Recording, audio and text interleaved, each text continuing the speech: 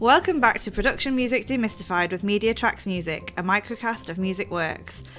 Today we have the honour of welcoming our guest Timothy Bond, an audio engineer with vast experience in production music. In this mini episode we will discuss an extremely important but sometimes forgotten element in the music production process, mastering. Before we join Tim, here is an advert from our sponsor. Music Works is sponsored by the Musicians Union. I'm a member of the Musicians Union. It's the trade union for musicians living and or working in the UK, and it's a community of 32,000 members working to protect musicians' rights and campaigning for a fairer industry. As well as campaigning to fix streaming and keep musicians working in the EU post-Brexit, the union collectively bargains for musicians working in orchestras and theatres and sets minimum recommended rates for freelance musicians working in other sectors. Its expert staff provide contract advice, legal advice and assistance, and a range of benefits and services to help musicians in every aspect of their work. Be part of something bigger and get the recognition you deserve. Join now at themu.org. Hi Tim, welcome. Thanks so much for joining us. Thank you, my pleasure. Good to be here. Welcome. So we're going to talk about mastering today, and you are the ideal person to do that because you are a mastering engineer, freelance, I believe, and you work with MediaTracks, who we're working with on this microcast. So like a lot of people, I sort of started off as a musician. I'm a keyboard player by training.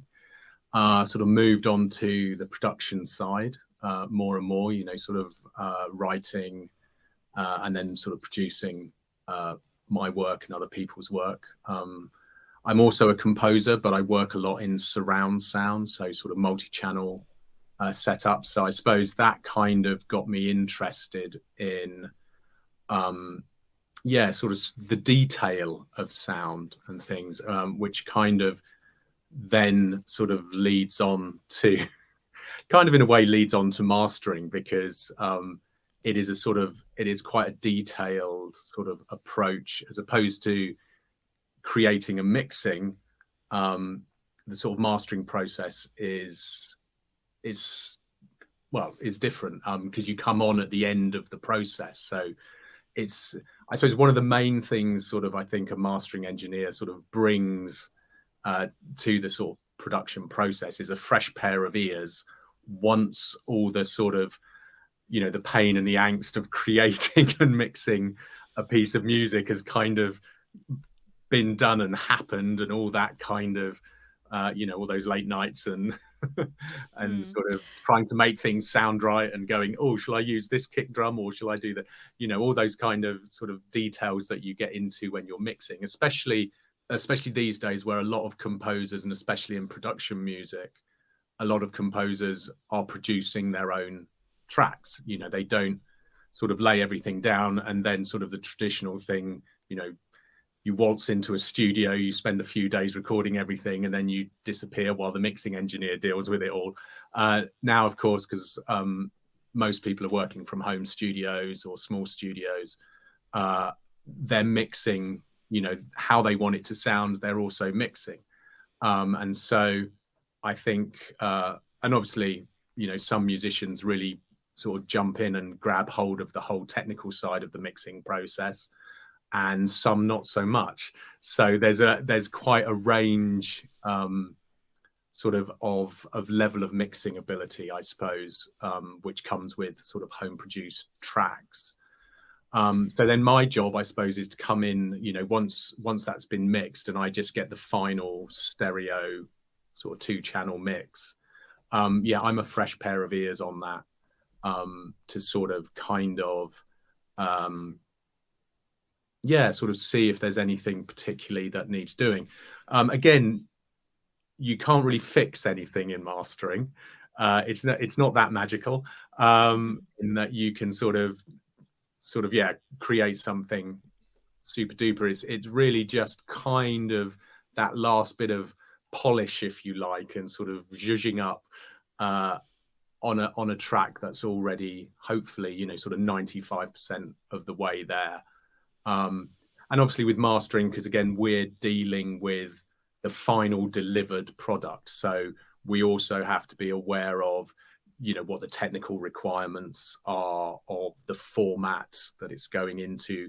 So there's all that. There's some sort of boring technical stuff with file types and bit rates and sample rates. And is it going for streaming? Is it going on to CD? Is it going to be converted to MP3? You know, so there's sort of, you have to have an awareness, sort of all of those technical requirements as well, sort of at the end of the process. But I suppose, you know, what's really interesting for me, sort of working with somebody like MediaTracks, is you get such a huge array of music, you know, everything from, you know, classical to rock and roll to jazz to hip hop to dance to pop. So, you know, it's a real challenge. You know, I get sent an album of files and I open it up and it's like, oh wow, okay, we're doing hip hop now, right? Okay, let's try and. So you are a bit of a jack of all trades in a way, because again, even a lot of sort of pure mixing engineers will probably specialize, you know, in a couple of genres, you know, or a sort of an area of music. So yeah, so again, you're sort of coming in with that sort of fresh, I suppose, yeah, fresh pair of ears. And I suppose the thing as well, which kind of makes it, you know, as a lot of people say, sort of mastering is a dark art. I suppose what a lot of it is because it's tiny, a lot of tiny sort of detailed adjustments. And I certainly know from when I was mixing and then going into sort of the surround sound world and then going into mastering, the sort of the level of detail you start listening on just sort of increases quite massively. And you sort of initially start off with going, you know, doing lots of twiddles and things and, you know, A-Bing stuff and going, great, I spent half an hour on this and I hear no difference whatsoever. And then eventually you sort of, you know, you work more and more and you kind of go, okay, yes, actually this is, you know, I'm separating the bass slightly from the lower mids and blah, blah, blah. Anyway, so it's, yeah, I suppose that's the sort of main thrust of it, as I said, is to sort of polish and sort of get to that final distribution kind of level. Absolutely. Yeah, it's very interesting to hear you speak about it. My experience of working with composers who have people who do the mastering separately is exactly, you absolutely hit the nail on the head when you say it's that sort of moment when you hand it over and someone else gets the freshness because you the fresh pair of ears. So it's a bit like it must be impossible to listen to your own work in that level of detail, like with that same kind of critical ear without applying the critical ear to everything that's gone before. As I know we're all very good at doing to our own work. Absolutely. That's great. And so and again, you know, it's been really useful to hear you talk about the ways in which how people actually approach this has changed, because again, it's been reflected across this series that we've done about production music, the sort of move towards home studios and the range of the sort of ability to take on more of the process yourself, or, you know, to do things in slightly different ways, as it has really run through this, as has indeed you mentioned the details and technicalities of file types and so on and so forth. It's a precision business, this, isn't it? Yes. Yeah. And also as well, it's kind of, you know, again, just from a technical, you know, point of view, like, you know, these speakers I've got behind me were, you know, sort of quite hernia inducing in terms of price because the level of detail you really need sort of be able to hear, you know, again, with a sort of a home studio, you can sort of get a nice mid-range pair of sort of studio monitors and you can come up, you know, you can get a really good mix, it sounds nice and all the rest of it. But when you're sort of really digging into kind of small details on stuff with mastering, And again, one of the things with mastering, because the levels will sort of be more evened out because of the way distribution is, and certainly it's not so much these days with internet distribution, but I'm sure you've heard of the loudness wars, and sort of yes. sort of through the early 2000s, whatever, there was this real thing of getting everything as loud as possible. But one of the sort of fallouts of that is, although that's not such an imperative anymore, and actually, one of the good things about YouTube, Apple Music, etc., is they've actually sort of set the levels quite a bit lower than what sort of people were producing for compact disc sort of distribution. So there is a little bit more dynamic range, but I think as a general audience, we've got used to the sound of quite compressed music. So there's almost that, for something to sound professional, it almost has to sound quite heavily compressed. So now we're sort of trying to sort of pull the expectation back from that a little bit. And of course, when things are heavily compressed, the way we perceive, low range, mid range, high range changes. So again, it's sort of balancing that out a little bit. And again, certainly sort of the very low and the very high, we don't hear as well as the middle. So sort of making decisions about that, again, you need sort of quite accurate, sort of precise monitoring to sort of get that little bit of detail out. So, bass is always a nightmare to mix. Oh,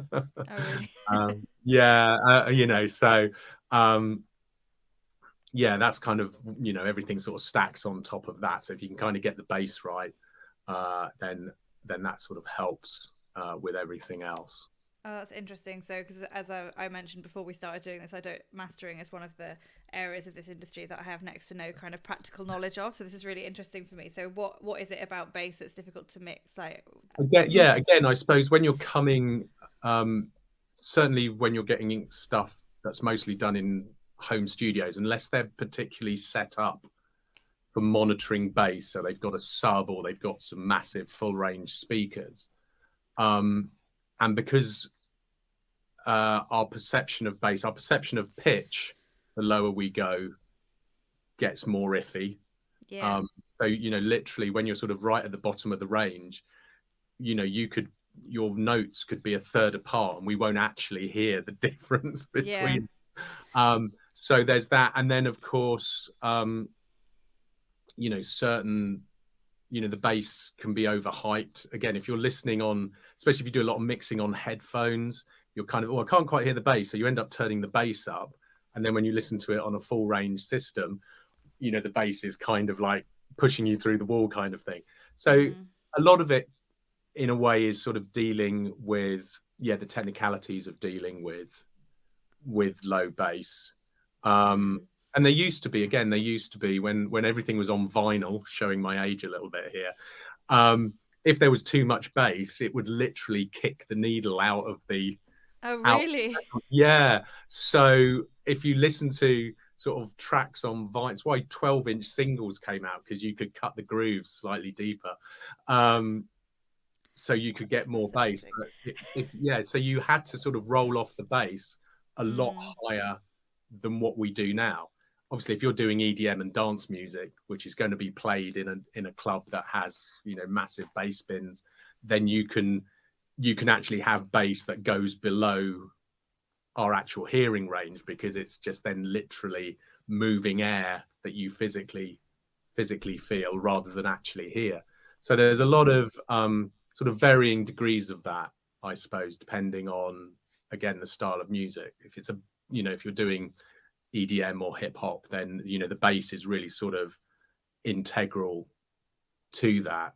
And then where the other instruments fit on top of that, because you can, again, depending on the type of bass you use, you get harmonics and other sounds creeping up, which is why the sort of the classic hip hop bass was the old Roland 808 drum machine. Because it was basically a sine wave. It was about as clean as you could get. So it was just a low thud without sort of blurring over the rest of it. So anyway, that's probably getting a bit technical. No, it's really interesting. Going on. So basically what you're saying is that you need to have the precision ears and technical knowledge to deal with variety of distribution methods and varieties in basically the way the human ear deals with sounds. Yeah, and I think, and that is the sort of, you know, the sort of the main measurement of sound is the decibel, you know, and 1 decibel is, if I can remember rightly, is kind of, you know, experimentally 1 decibel is the minimum amount that the average person can hear in volume change. And then, you know, when you sort of start looking, sort of going into mastering, and you sort of talk to engineers, and they go, yeah, you just need like 1/3 of a dB here or 1/2 a dB. And I'm going, hang on, technically we can't even hear the difference of 1/3 of a dB. So how does that work? And actually, again, what you find is when, you know, if the dynamic range is quite heavily compressed and you're dealing with quite a small dynamic range, well, actually then 1/2 a dB does make a noticeable difference. And it sounds like nothing. And especially, again, when you're mixing, you can do some quite sort of radical sort of changes with sound if you want it to be that much brighter, or you want to make it soft and mellow, and you're cutting things all over the place. So then you're sort of doing all that, and you sort of then come into the mastering process, and I'm like, yeah, it just needs 1/2 a dB here. And it seems almost extraordinary that does make a difference, which I suppose is where the magic bit comes in. It just seems like you're doing very, very little. And also, my job isn't to, you know, I'm not here to remix somebody's work. I'm just here to make, you know, it needs to sound the same but better. Yeah, so it's absolutely. just element.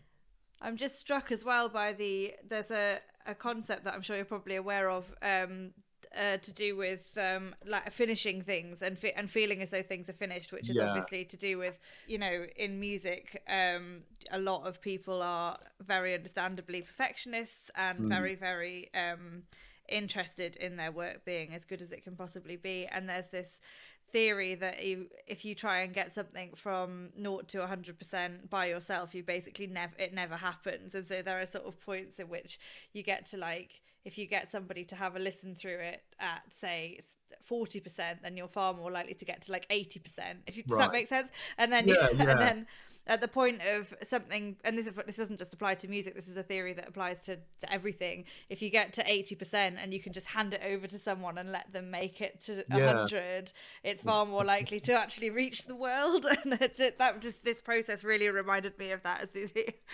And music making has always, you know, been a group thing, you know, and in a way the sort of, you know, that old school thing of going into a studio and having an engineer and having technicians putting the microphones in the right places for you, you know, that sort of, all of those little bits of expertise sort of all add together. And now we're sort of slightly taken away from that because we're all beavering away in our little home studios at midnight on our own a lot of the time.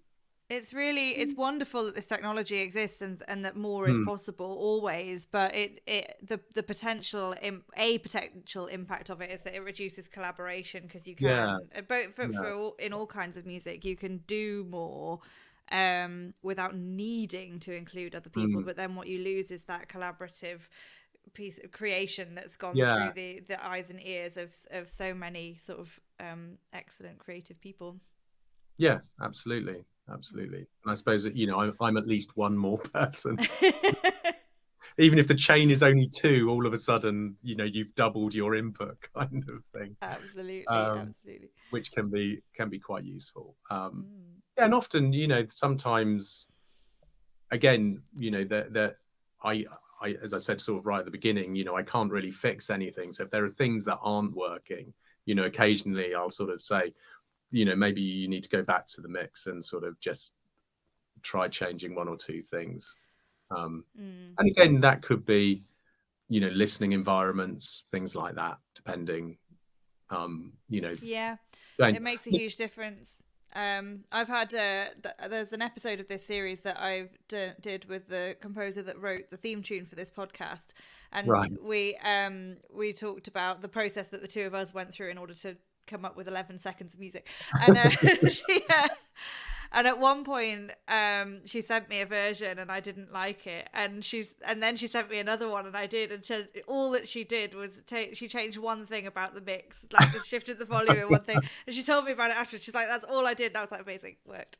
And again, that's the thing. And Yeah. I suppose my job is just to be working on that level of detail, because as you amply demonstrated, one small change can really make the difference in how it's perceived. So it's not, again, it's not, the technical side of my job is almost like, okay, it needs to fit all this, but it's really about sort of, perception, and how sort of little things would, just make something sound better. Yeah, absolutely. And that deals so much with human perception rather than anything that's more kind of quantifiable. Yeah. Absolutely. It's interesting. And of course, I work sort of a lot more quickly, certainly compared to how, the composition mixing process.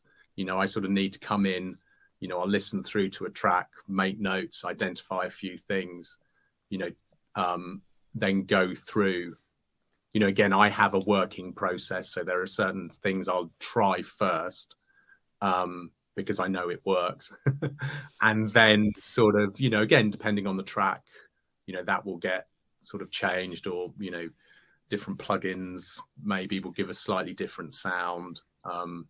So it's, so I would, not spend weeks and weeks mastering one album. I want to sort of kind of get that first impression and then clean that up and go with that. Great, thank you. Well, an insight into the world of mastering. This has been really valuable. Thank you so much. Is there anything else you would like to add before we finish the episode? No, I don't think so. Hopefully I've given a bit of an overview and answered a few questions. So yeah, cool. It's been wonderful to talk to you. Thank you so much for joining us, Tim. Absolute pleasure. Thank you. Thank you.